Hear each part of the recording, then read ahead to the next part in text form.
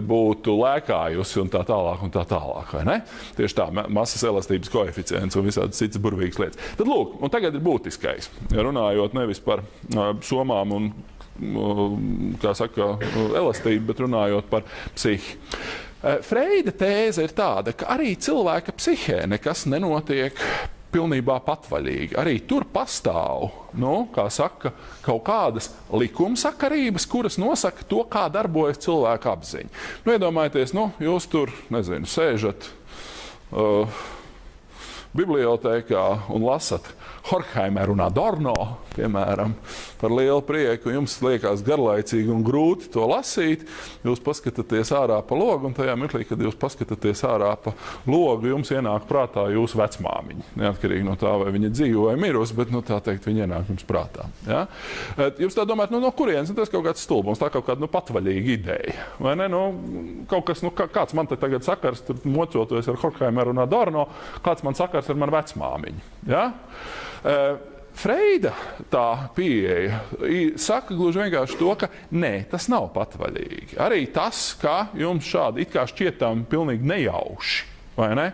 Jums prātā, skatoties pa logu no bibliotēkas vai no kādas citas telpas, ienāk prātā jūsu vecmāmiņa, varētu ienākt prātā jūsu sunīts, varētu ienākt prātā kāds jūsu, nezinu, tur filmu, ko jūs vakarā skatījāties, varētu ienākt prātā Laimdot straujumu, varētu ienākt prātā Zigmunds Freids vai tur, un tā tālāk, ja?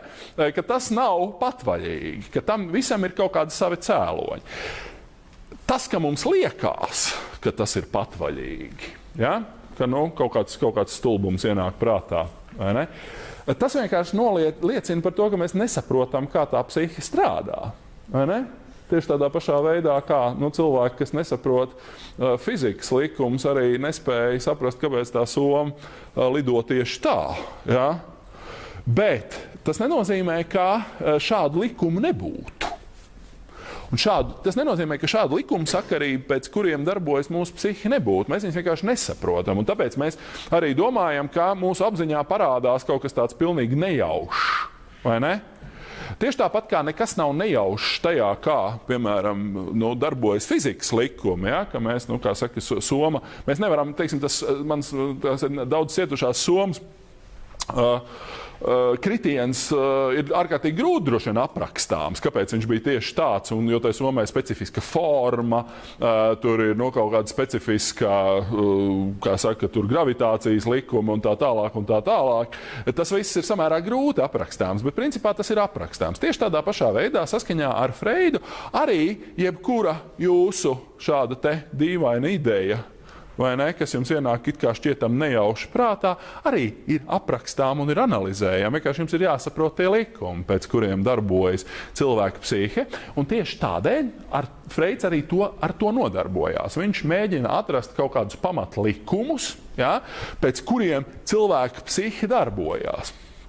Un tad viens no tiem Freida pamata atklājumiem, ar ko viņš arī ir kļuvis slavens, un kas ir tāds viens no viņa tādiem lielajiem, kā mēs saka, trademark, ja, tiem, ar ko ar viņu asociē, ir šis jēdziens bezapzinātais.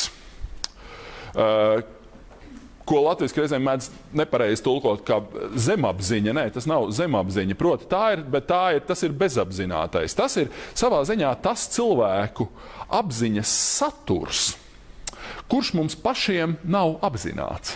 Ja? Tas izklausās mazliet paradoxāli, bet tieši tā tas arī ir. Ja?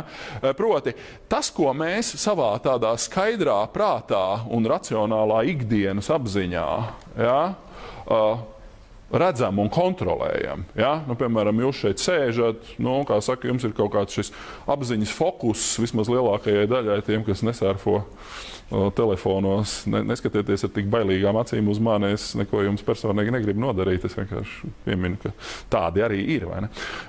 Ka tiem, kuriem ir apziņas, tas saturs pievērsts šai lekcijai, ja, tie vienkārši raugās uz mani, kā saka, es mēģinu sekot līdzi, mēģinu kaut ko pierakstīt no tā, ko es saku. Jums ir tas apziņas fokus uz to, kā saka, skaidri. Jūs esat universitātē, jūs esat šeit uz vietas, sekojat lekcijai, jūs darat, kā saka, visu, kas atbilst jūsu studiju plānam un tā tālāk.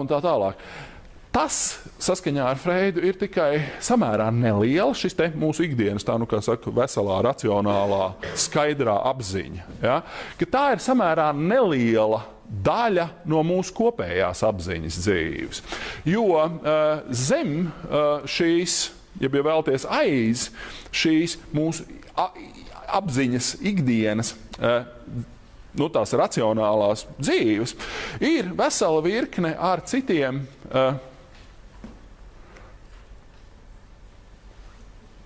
nāciet priekšā. Es domāju, ka ir pienācis laiks apsēdieties vienkārši priekšā, jā. Ko? Nē, jaunkundze zaļajā atceņā, jā. Vienkārši nevelciet garumā, jā. Kā saka, ja savādāk nevar, tad, kā saka, es ar ļoti lielu rūgtumu sirdī, bet esmu spiesis to darīt, ja savādāk nevar. Lūk, tad vēl vienreiz.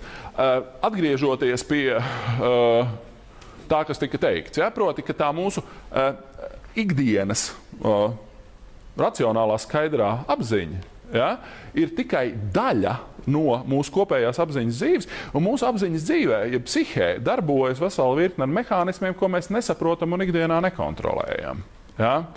Un no turienes tad arī tur ir visādas tāda veida, kā saka, metaforas, kā šis bezapzinātais, proti tas, kas ir klātesošs mūsu psihē, bet vienlaikus ir nepieejams tai ikdienas skaidrajai apziņai, bet vienlaikus ik pa brīdim savā ziņā uzpeld, ja, no šīs bezapzinātās sfēras. Ja?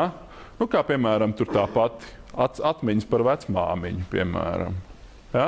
Kas uzpeld no kaut kādas šīs nesauktas, negaidītas, uzpeld no šīs bezapzinātās sfēras un iepeld kaut kādā veidā jūsu tajā ikdienas veselajā, kā saka, racionālajā apziņas dzīvē. Ja? Tieši tādēļ tas, ar ko Freids ir sācis to savu psihisku pētniecību. Ja, pagaidām mēs runājam tikai par psihi, pēc tam mēs mēģināsim saslēgt kopā to, kā darbojas cilvēka psihe ar kultūru. Ja, pagaidām mēs runājam tikai par cilvēku psihi. Tas, ar ko Freids ir sācis šo savu psihisku pētniecību, ir dažādi veidi šīs psihopatoloģijas iezīmes. Proti tās situācijas, kurās mūsu it kā šķietam ikdienas racionālajā, sakārtotajā, kontrolētajā dzīvē parādās kaut kādas pilnīgi negaidītas psihiskās dzīves izpausmes, kuras lielākoties ir saistītas ar šo bezapzināto apziņas saturu. Ja? Tas ir, piemēram, saistīts ar tādām lietām kā psihopatoloģija. Kas ir psihopatoloģija? Psihopatoloģija tās ir dažāda veida, kā mēs teiktu, apziņas novirzes. Piemēram, kaut kādās situācijās, kad mums kaut kāda iemesla dēļ pēkšņi pārņem šausmīgas bailes no kaut kā. Es ceru, ka jums nevienam tas nav, bet man, diemžēl, pašam tas arī kaut kādā mērā piemīt. Piemēram, bailes no augstuma. Vietā, kur jūs redzat, ka jūs atrodaties tur augšā, kur jūs patiesībā redzat, ka jūs tur nevarat nokrist, bet vienalga, ja jums tur ir jāatrodās, jūs jūtaties drausmīgi, neomolīgi. Kaut arī tam īsti nav nekāda racionāla pamata. Mēs zinām, ka ir cilvēki, mēs tagad par psihopatoloģiju runājam, ja? Ir cilvēki, kuriem ir drausmīgi bail no slēgtām telpām. Man ir viens paziņa, kurš nevar braukt liftā. Tāpēc, ka viņam ir bail vienkārši atrasties. Ja? Kaut kas neizskaidrojams. Ja? Vai arī tās ir dažādas citas, vai arī atklātas telpas, dažādi veidi šādas fobijas, kā mēs sakām ikdienā, ja, kurš tu īsti racionāli nespēj izskaidrot, kāpēc tev no tā vajadzētu baidīties, bet vienlaikus tu baidies. Un, piemēram, bailes, par ko vēlāk Jungs runās, no mežonīgiem zvēriem. Ja? Vai tur, nezinu, bailes no pelēm vai čūskām vai kaut kādām tam līdzīgām lietām, ja, kas no cilvēkos rada kaut kādu tādu pilnīgi šausminoša reakcija, kaut arī tā racionāli tu saproti, ka īstenībā tev nebūtu nekāda iemesla no tā baidīties konkrētajā situācijā. Nāk prātā vēl kādam kāds piemērs, kaut kas līdzīgs, kā vēl cilvēki baidās. no tumsas, piemēram, vai ne? Tāpēc, ka tumsā dzīvo tur viens dievs to zina, kas, vai ne? Bet mazam bērnam bailes no tumsas droši vien ir kaut kas vairāk vai mazāk pašsaprotams, vai ne? Bet pieaudzis cilvēks ir sākt baidīties no tumsas, vai ne? Nu, piemēram, mēs izslēgtu gaismu šajā un aizvērtu, tad kāds varētu sākt drebēt un just, ka kaut kas nav labi, vai ne? Kas ir šādas psihopatoloģijas iezīmes ikdienā? Tad šādas, vēl kaut kādi piemēri. No augstuma ar k. Nu jā, bet tas ir kā sals, tas mums nevienam īpaši nepatīk, ne? Nē, es domāju, ka... Ar gā, jā, nu, tas ir stāsts.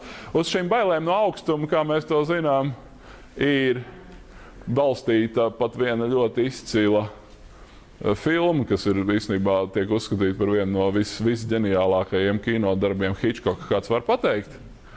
Vertigo, tieši tā, tur ir kas stāsts par bailēm no augstuma, kas tur tā riktīgi freidiski tiek apspēlēts. Bet vēl kaut kas? No ūdeņiem, piemēram, jā. No adrenalīna, no ātruma. Nu jā, bet to mēs droši vien neuzskatītu par kaut ko pilnīgā iracionālu, vai ne? Ka, bailes no ļoti liela ātruma ir saistīts vienkārši ar to, ka tu baidies nosisties, jā, bet... Man viena draudzene šausmīgi baidās no vilcieniem. Viņa pilnīgi nevar vilcienos braukt pilnīgi. Jā, kaut arī īstenībā vilciens nav nekas, kā saka, tā racionāli ņemot iespēju iet bojā vilcienā ir krietni mazāk nekā iet bojā mašīnā, vai ne? Bet vienalga mēs baidamies no kaut kā.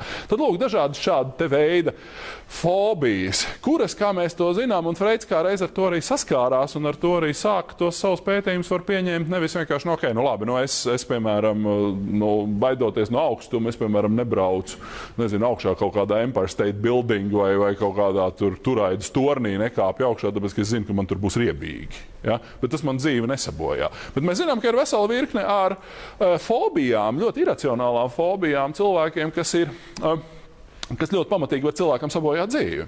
Tur, piemēram, kā mēs zinām, Freids arī pats par to apraksta dažādi piemēri, ka cilvēkiem ir ļoti paniskas bailes no cilvēkiem baltās drēbēs, piemēram. Ne? Liekas, kur patiešām vai arī cilvēkiem ir bail no noteiktām skaņām, mēs to zinām. Vai ne? Kas noteiktās situācijās cilvēkus var patiešām padarīt ļoti nelaimīgus, ka viņiem kaut kas tāds ir. Ja? Un tad Freida tas viens no pamatu uzdevumiem bija saprast, no kurienes tas nāk. Kāpēc tas ir jānoskaidro? Tāpēc, ka kā mēs to te sākām pašā augšā, ja? Cilvēka apziņā nekas nav nejauši. Tas nav kaut kāds tāds vienkārši stulbums, ziniet, man tur jātur kaut kas tur, vai ne? Nē, tam ir kaut kādi cēloņi, ja? Ka mēs baidamies, kāpēc ir kaut kāds cēlonis.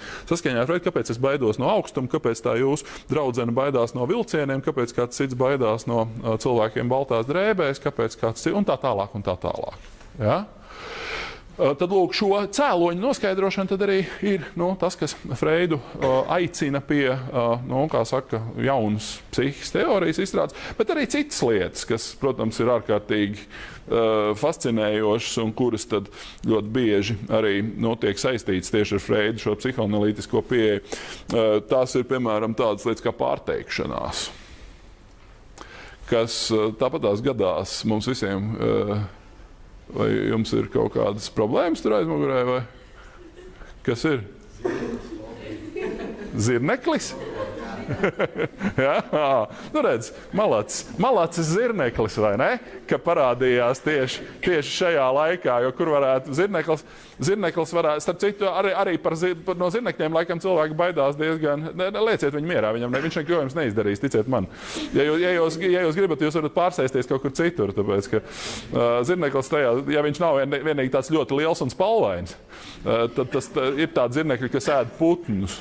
Bet tie pie mums Latvijā pamatā nedzīvo brīvā dabā, tā kā citādāk viņš jums neko neizdarīs. Uz bailēm no zirnekļiem, kā mēs to zinām, ir arī vesela virkne ar mākslas darbiem radīti, vai ne, kur parādās kaut kāds tāds, vai ne, tur liels un tā tālāk. Vēl viena lieta vēlreiz. Pārteikšanās. Ja? Mēs tā iedomājamies, es arī, kā saka, ikdienā diezgan daudz tā sanāk, ka gadās runāt publiski, un tu ik pa brīdim jūti, ka tu pasaki kaut kādu nepareizu vārdu, vai ne? Tajā mirklī, kur tev vajadzētu tur pateikt kaut ko vienu, tu pasaki kaut ko citu. Tradicionāli atkal mēs domājam, tas ir kaut kāds sīkums, vai ne? Tas ir kaut kāda absolūta nejaušība, vienkārši noguris un izlaidies un, kā saka, slinks, un tāpēc neseko līdz tam, ko runā, un tāpēc sarunā kaut kādas muļķības.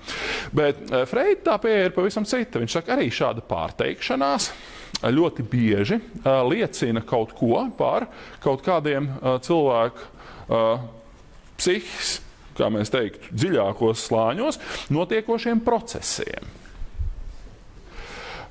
kuri tad vienā brīdī uzpeld un šādā te veidā nosaka to cilvēku apzināto darbību, tur, kur viņš to nemaz negaida. Mēs zinām, ka tur, kā saka, pārteikšanās ir raksturīgi ļoti daudziem ļaudīm, un mēs zinām, ka tās pārteikšanās reizes ļoti bieži kaut ko pasaka par cilvēku. Ka īstenībā cilvēks netīšām pasaka, tieši pārsakoties par sevi kaut ko tādu, ko viņš iespējams nemaz negribētu pateikt. Ne? Piemēram, tur, ka nāk prātā cienījamais Krievijas prezidents Vladimirs Vladimirovičs Puķins, kurš īstenībā runā ļoti, ļoti labi un ļoti pārliecinoši, un galvenais arī ļoti ilgi tajās savās preses konferencēs, jo viņam tiešām ir krampis, viņš kaut 5-6 stundas preses konferences var vadīt, bet viņam ir ļoti zīmīgas foršas pārteikšanās epizodes bijušas, kur viņš ir pateicis, piemēram, to, ka kaut kad 2000. Gadu sākumā Krievija jums tur tas zirneklis joprojām, ok, bet labi, kā saka, lieciet mierā zirnekli. Ja gribat pārsēdieties vienalga kur, bet piedalieties lekcijā. Zēni, jūs varētu jau arī, piedošana, dārgie džentlmeņi, kādā veidā tad jūs izpatiksiet daļā dzimumu pārstāvēm, ja jūs nevarat, ja jūs vienkārši tur sēžat un muļķīgi smaidat tā vietā, lai paizvāktu zirnekli prom no meitenēm. Es atvainojos, kas jūs pa vīriešiem? Tas tiešām man ir jādara par katru cenu. Ok, labi, lieciet viņu mierā. Vai kā saka, gan jau, ka viņš arī jums liks mierā. Ticiet, man zirneklis neko sliktu jums neizdarīs.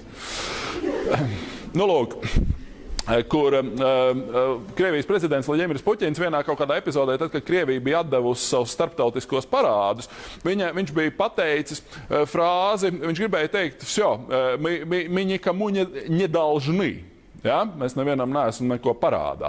Savukārt viņš ļoti garas tādas runas ietverot pateicis, мы отдали все долги, мы никому не нужны. Ne? Respektīvi, ka mēs nevienam neesam vajadzīgi. Vai ne? Un tad viss teica, aha, vai ne? Es, ka viņš beidzot pateica patiesību. Un tā tālāk. Ja? Tad lūk, par šādiem pārteikšanās gadījumiem. Freids arī aicina viņiem pievērst uzmanību, jo viņš saka, ka tie nenāk tieši tāpat kā ir runa par tiem visiem citiem stāstiem, tie nenāk nezinu no kurienes. Tiem ir kaut kāds savs iemesls cilvēku psihē, ja? Kurš tad varbūt neapzināts un neizprasts, ja? Bet šis iemesls ir klātesošs. Ja? Vēl vien, protams, paņēmāt to zirnekli, ja? Nē, tas ir ok, protams, viņš... Jūs esat, protams, ģeniāli tiešām